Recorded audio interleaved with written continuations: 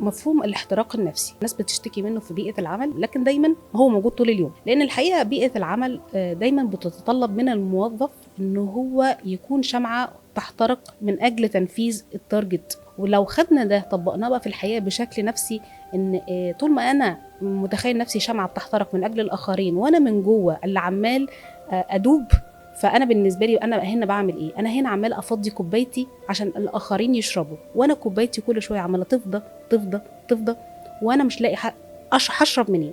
طيب لما الكوبايه تفضى انا اللي قدامي يجي يطلب مني ميه، هجيب له منين؟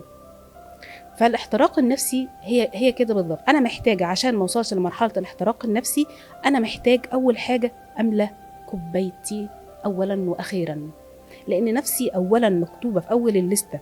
ده مش معناه انانيه، لان الاحتراق النفسي احيانا بنفسر ايه، انا لو فكرت في نفسي هبقى مغرور والناس هتتهمني بالانانيه. لا، المفهوم بتاع الاحتراق النفسي بيبتدي من لحظه رحمه، مش من لحظه انجاز.